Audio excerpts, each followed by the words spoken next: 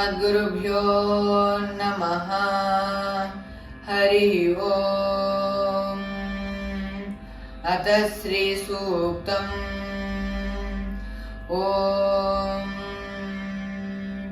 हिरण्यवर्णां हरिणीं सुवर्णरजतस्रजां चन्द्रां हिरण्मयीं लक्ष्मीं जातवेदो महावः।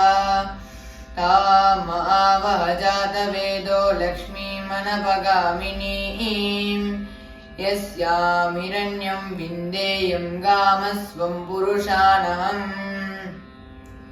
अश्वपूर्वां व्रतमद्यां हस्तिनादप्रबोधिनीं श्रियं देवीमुपह्वये श्रीर्मा देवी जुषताम्।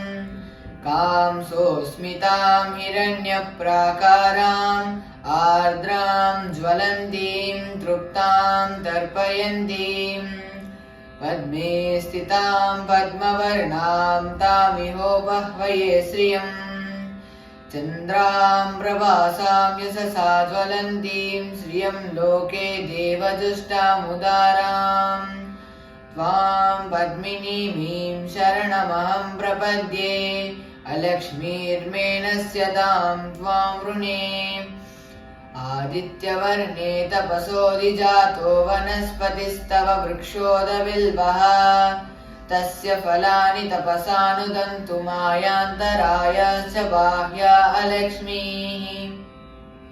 उपैतु मां देवसखः कीर्तिश्च मणिना सह प्रादुर्भूतोऽस्मि राष्ट्रेऽस्मिन् कीर्तिवृद्धिं ददातु मे।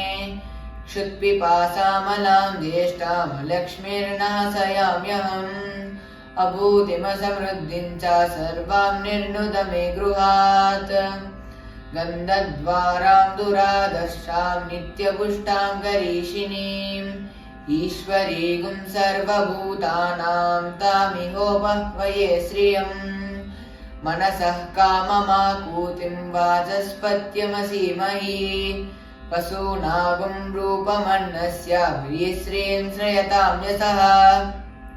कर्दमेन प्रजा भूता मयि सम्भव कर्दमा श्रियं वासय मे कुले मातरं पद्ममालिनीम्।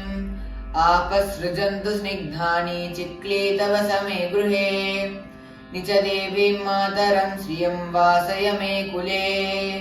आर्द्रां पुष्करिणीं पुष्टिं पिङ्गलां पद्ममालिनीं चन्द्रां हिरण्मयीं लक्ष्मीं जातवेदो महावः।